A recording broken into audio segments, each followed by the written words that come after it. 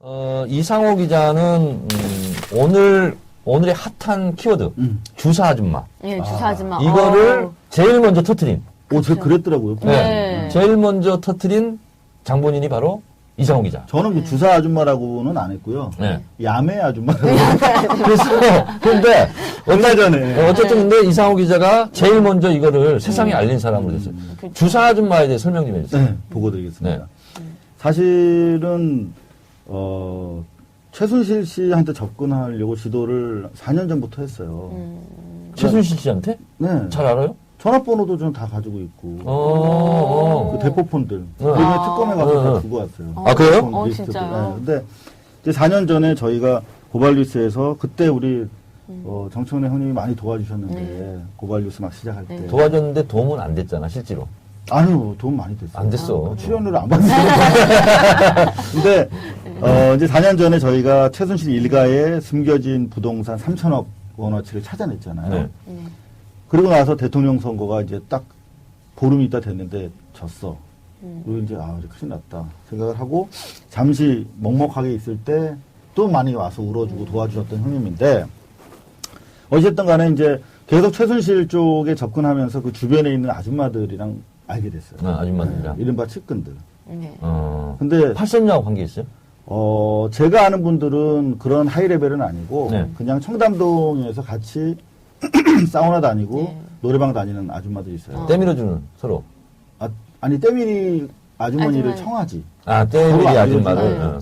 서로 밀어주진 네, 않고. 근데 그분들이 이름만 되면 알만한 연예인 관련되고, 뭐 이렇게 식당도 하시고 그런 분들이에요. 네. 그분들은 그냥 생활인이야, 사실. 근데 이제 그분들한테서 그 얘기 들었죠. 그 최순실이 프로포폴 네. 거의 약물 중독자고, 최순실, 최순득, 장시호 다 마찬가지인데,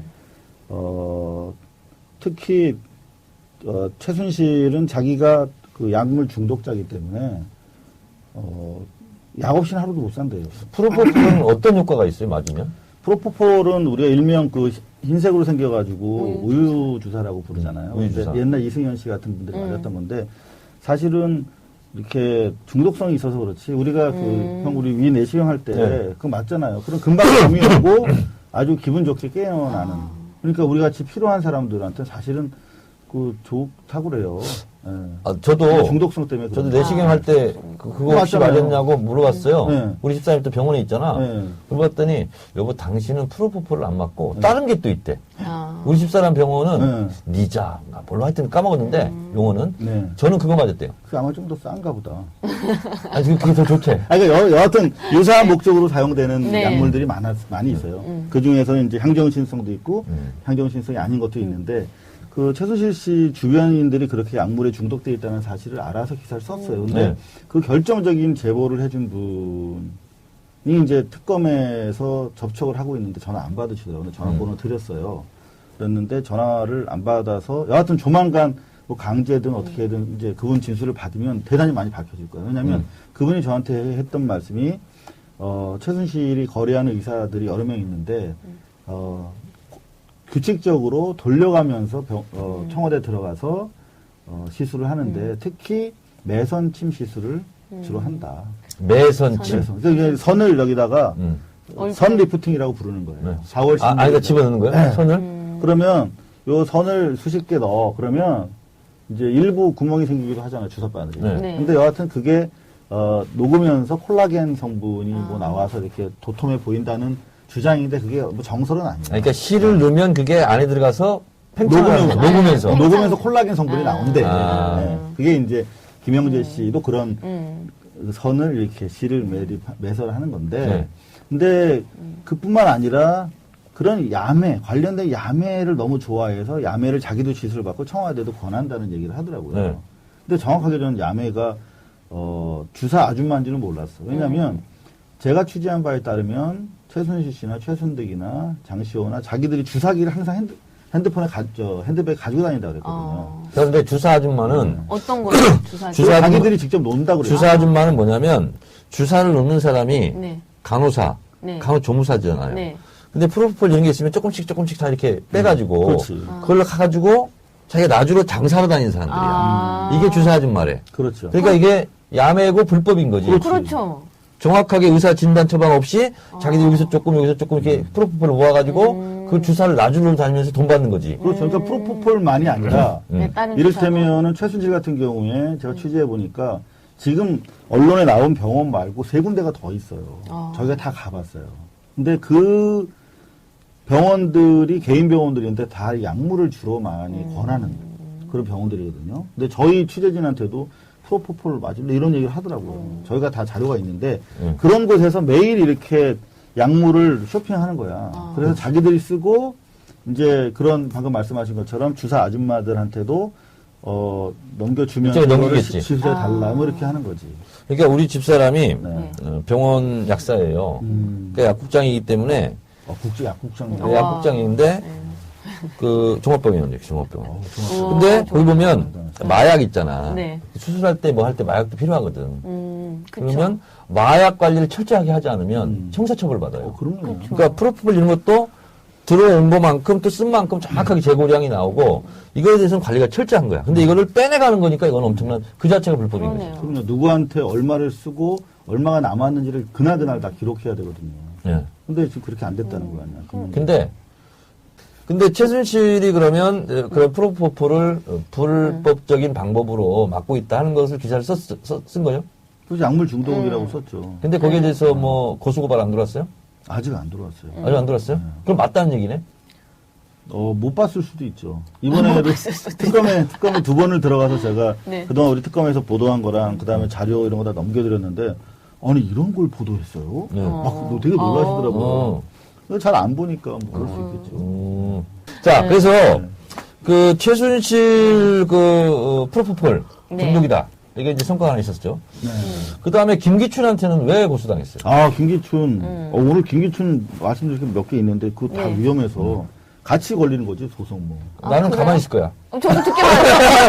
아니, 그래도 뭐 오셨는데 뭘 하나 이렇게. 근데 사실은 네. 이제 저는 전혀 모르는 와중에 최순실 그 빌딩을 추적하다가 그 빌딩 현황을 좀 파악하고 싶어서 몇 달 전에 이제 최순실의 신사동 미승 빌딩이라고 있어요. 7층짜리. 거기에 이제 뭐 이것저것 다 있었다는. 거기서 네. 그러면 네. 김기춘도 뭐 왔다 갔다 하고. 네. 그랬다는 거. 그래서 이제 그 빌딩에 갔다가 누구를 만났는데 자기가 김기춘을 봤다는 거예요. 그 빌딩에서. 네. 근데 우리 김기춘에 대해서 사실 아무것도 없었거든, 그때. 네, 네. 그 최초로 최순실과 연루 혐의가 드러나는 대목이잖아. 네. 그쵸. 그래서, 야, 여기서 잠복했어요? 대선 이후에 봤다는 거야. 그래서 이제 계속 만나러 다녔죠. 거기 세입자들 다 만나고, 근처 발레 하시는 분들, 네. 배달원 다 만나고. 저는 그렇게 생각해요. 이 기자는 그냥 제일 중요한 게 오해하시는 거 잘 적거나 잘 말을 잘하는 게 중요한 게 아니라 남의 말을 정말 잘 들어주는 게 제일 중요하거든요, 기자는. 근데 저는 이렇게 경찰 기자 할 때도 이렇게 저한테는 다 얘기를 잘 해주시는 거야, 아줌마들이. 뭐, 한 번은 이렇게 왕따라는 게 처음엔 없었어요. 96년, 5년 요 무렵부터 왕따라는 게 생겨났다? 그 전에는 그냥 그런 거 인식이 잘 안 됐었어. 네. 어린이들 인권이. 근데 왕따 피해를 당한 분을 만났어. 96년 1월에.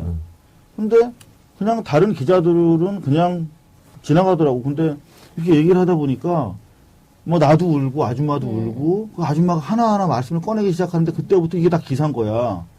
샤프로 애를 막 이렇게 찍어가지고 샤프 이게 상처가 났대. 그래서 보자. 그래서 가위 보니까 상처가 났어. 그리고 찍어서 우리는 보도를 했죠. 그러니까 이렇게 더 잘 들어주는 데는 약간 제가 소질이 있는 것 같아요. 그러니까 굿 리스너가 굿 리포터. 저는 그렇게 믿어요. 네. 그렇지. 네. 아니 근데 또 남자가 싫을 때도 없이 그러면 안 되잖아. 아유, 아니, 싫었다는 그렇진 가야죠. 않으시죠. 예. 나도 지난주에 뭔 얘기하다 딱 울었어 여기서. 근데 그게 나이가 먹을수록 이게 잘 궁금을 분간이 잘 안 많으신가요? 될 때가 있어. 갱년기인가? 요실금 말고 노실금이 있어. 그래요. 예. 하여튼 마당발이고 네. 이 네트워크가 굉장히 좀 강해요. 네. 그게 뭐냐면 잘 산다는 증거야. 음. 임명희 씨는 네. 친구들 많아요? 아니요, 저 친구 없어요. 돈이 재산이 아니라 사람이 재산. 알겠습니다. 네. 요즘 많아지고 있어요. 그래서 하여튼 마당발인데 우리 이상호 기자 하여튼 여러 가지 기록들을 많이 가지고 있는데 또 MBC를 조지는 내부 고발을 해서 곤혹을 치렀는데 그게 여러 차례죠? 왜냐면 저는 이제 어찌 보면 조직이 싫어하는 걸 갖췄죠. 근데 그러니까. 저는 기본적으로 MBC는 국민의 주인이라고 생각하고 언론을 권력 사부라고 얘기하듯이 스스로도 내부 감시가 필요한 공공기관이라고 생각을 하는 거예요. 그러니까 달라. MBC 내부의 다른 월급을 주는 회사라고 생각하는 사람들이랑 저는 좀 달랐어요. 난 회사라고 한 번도 생각 안 해봤어.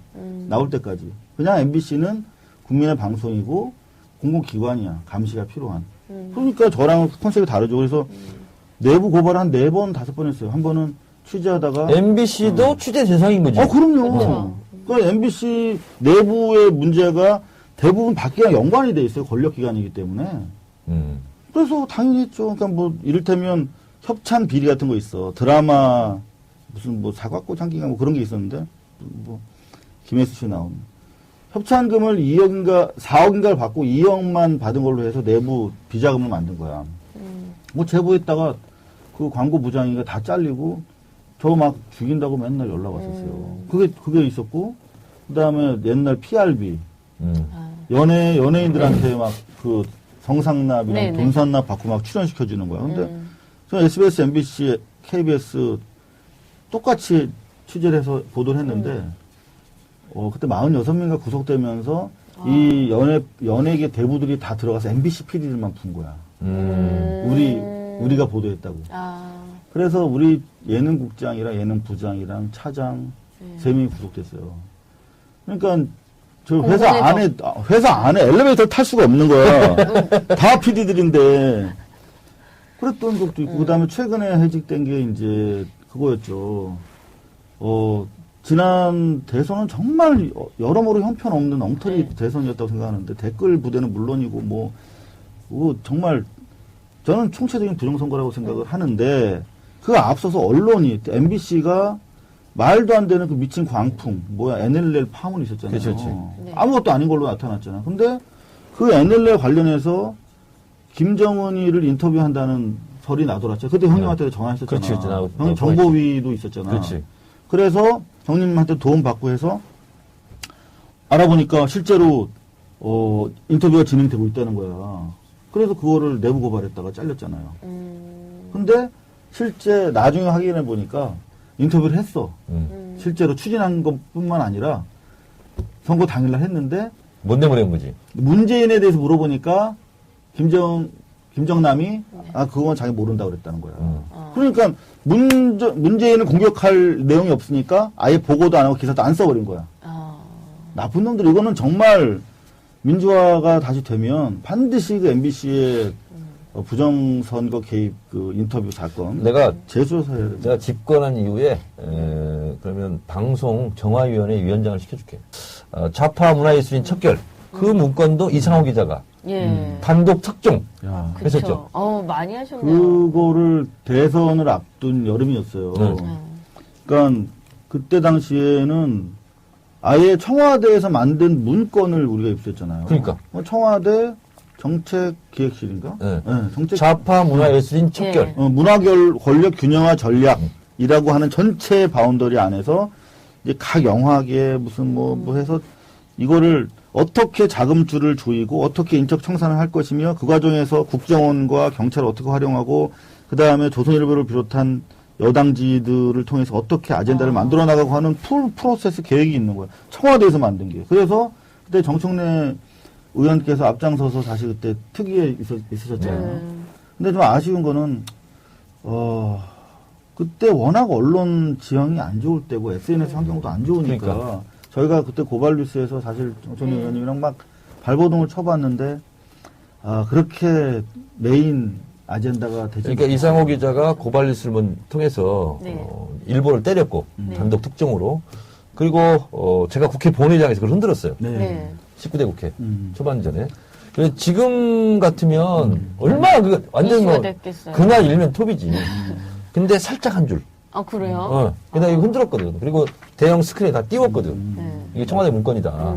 근데도 그냥 이슈가 지나갔어요. 됐어요. 그만큼 언론이 얍삽한 거야. 정말 저는 조중동이 요즘에 이제 바싹 네. 뭔가 언론 신용을 내고 있지만 네.